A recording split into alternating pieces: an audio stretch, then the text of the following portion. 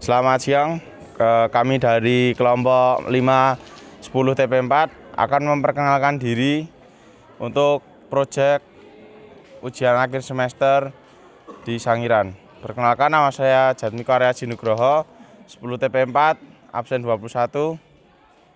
Perkenalkan, nama saya Lingga Frando Maiswara, kelas 10 TP4, absen 22. Saya Marcelino Setiautomo, absen 23, ex TP4. Perkenalkan, nama saya Paulus Abram, 10 TP4, absen 24. Perkenalkan, nama saya Rafael Frandika, absen 25, ex TP4. Perkenalkan, nama saya Ranggali dan Pakusa, absen 26, ex TP4. Berikut ini adalah sejarah mengenai Sangiran. Sangiran merupakan salah satu situs manusia purba yang terpenting di dunia. Di tempat ini ditemukan lebih dari 70 individu yang mewakili 50% jumlah populasi Homo erectus seluruh dunia. Pada seluruh lapisan tanah meliputi binatang, air, reptil, dan mamalia. Secara geomorfologis, Sangiran merupakan kubah yang terbentuk karena proses geologi yang berlangsung pada masa Pleistosen. Pada satuan ruang geografis tersebut terdapat singkapan lapisan-lapisan tanah berumur 2 juta tahun yang lalu sampai sekarang tanpa terputus. Pada 5 Desember 1996, UNESCO menetapkan Sangiran sebagai budaya dunia The Sangiran Early Man Site seluas 5.600 hektar.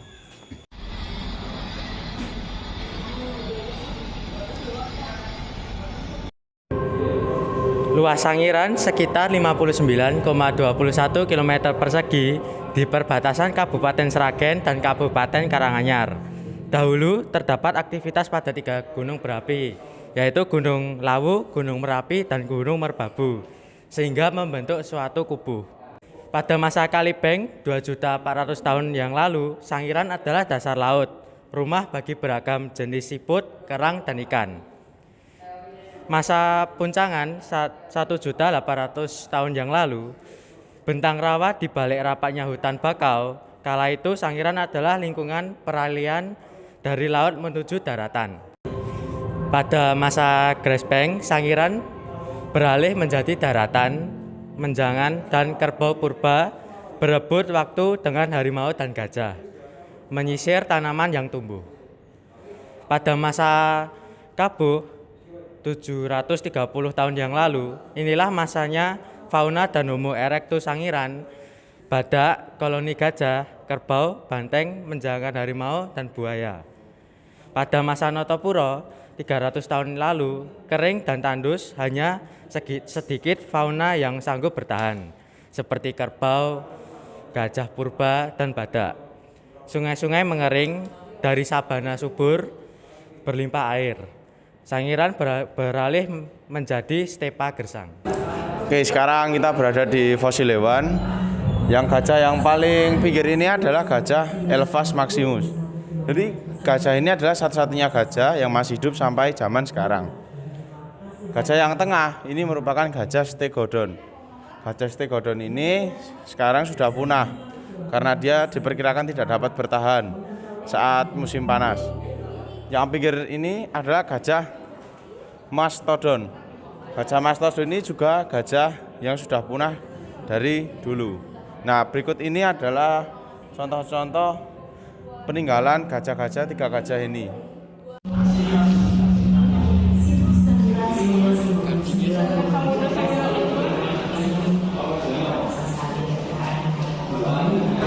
Sekarang ini adalah 2 jenis buaya purba. Yang pertama adalah Crocodylus ossifragus.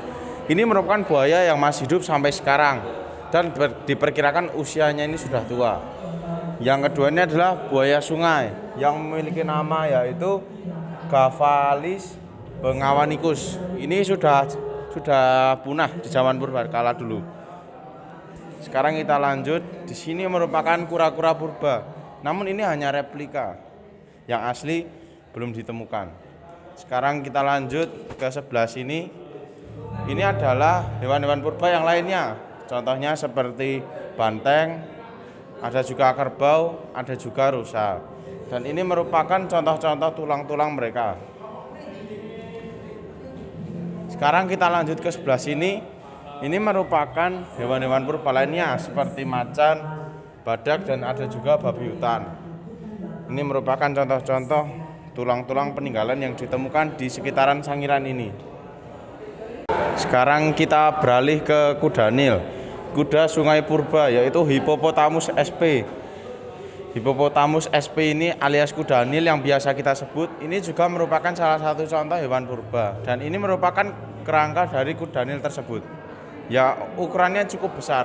Nah, di samping saya ini adalah salah satu contoh alat batu non masif dan juga alat batu masif yang merupakan peninggalan purba. Nah, jadi di sini terdapat kapak penetak atau chopping tool, kapak perimbas, chopper, dan proto kapak genggam serta bola batu.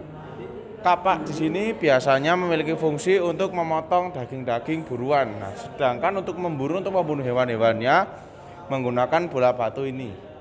Selain itu di sini juga ada serpih atau flex, serut fosil kayu, bilah, serpih besar, serpih, dan juga cerpih. Banyak sekali serpihan-serpihan zaman purba yang tertinggal di sini yang memiliki keunikan dan keragamannya masing-masing. Ini juga merupakan contoh-contoh alat engineering karena digunakan untuk membunuh dan juga mendapatkan makanan manusia purba. Di sini ada fosil tengkorak dari manusia purba. Yang pertama ada Australopithecus africanus dari 3,3 juta sampai 2,1 juta tahun yang lalu. Ada Homo habilis 2,4 juta sampai 1,5 juta tahun yang lalu. Ada Australopithecus boisei 2,3 juta sampai 1,2 juta tahun yang lalu. Ada Homo erectus dari 1,8 juta hingga 100.000 tahun yang lalu. Ada Cro-Magnon 40.000 hingga 10.000 tahun yang lalu, dan terakhir ada Homo sapiens dari 200.000 tahun sampai sekarang saat ini. Dan di sini ada miniatur manusia purba yang belum mengenal pakaian dan juga belum mengenal api sehingga memakan daging dengan mentah. Penyebaran Homo erectus berasal dari Afrika, ada yang ke Eropa, ke Asia, dan juga ada yang ke Indonesia, tepatnya ada di Flores, sekitar 800.000 tahun yang lalu. Ini merupakan contoh teori Darwin. Teori Darwin ini tidak pernah mengatakan bahwa manusia itu sejenis dengan kera, hanya mereka berkeluarga. Nah, mulai dari Homo habilis dan ke belakang ini, mereka belum bisa bermigrasi atau berpindah tempat. Namun mulai dari Homo erectus sampai dengan Homo sapiens, mereka itu bisa bermigrasi dan bisa berpindah tempat tinggal. Di belakang saya ini adalah miniatur tokoh GHR van Koningswald yang lahir pada 1902. Beliau ini meneliti di Sangiran. Nah, beliau ini berasal dari Jerman. Nah, beliau ini 2 tahun setelah ia menamatkan kuliahnya di bidang geologi dan paleontologi, ia bekerja di museum. Namun akhirnya ia putuskan untuk berangkat ke Indonesia, Hindia Belanda karena pemerintah membutuhkan tenaganya. Nah, beliau ini yang mencari atau menemukan berbagai fosil yang ada di Sangiran ini. Nah, selama beliau di sini, beliau ditemani oleh sosok Toto Marsono. Bapak Toto Marsono ini adalah yang menyediakan tempat tinggal untuk GHR van Koningswald. Namun saat GHR sampai di Sangiran, Bapak Toto Marsono ini masih berusia sangat muda dan ia selalu membantu Bapak van Koningswald untuk meneliti di daerah Sangiran ini. Di belakang saya ini adalah tokoh Eugene Dubois. Eugene Dubois ini merupakan mahasiswa yang berkuliah dan berpendidikan di bidang kedokteran. Nah, Dubois ini mendaftarkan diri untuk kerja di Indonesia pada tahun 1887 dan ia melakukan penelitian-penelitian di gua-gua Sumatera. Namun ia mendengar bahwa ada manusia purba yang berusia 40.000 tahun di desa Campur Barat, Tulungagung. Nah, setelah ia mendengar kabar itu, ia memusatkan penelitiannya di Jawa terutama di daerah Tulungagung. Budaya Homo erectus pada masa Pleistosen sudah semakin maju. Mereka sudah mengenal api untuk memasak makanan. Menurut kelompok kami, teori yang paling relevan adalah teori Taiwan, yaitu manusia purba yang ada di Indonesia berasal dari Taiwan yang bermigrasi ke Filipina lalu ke Kalimantan.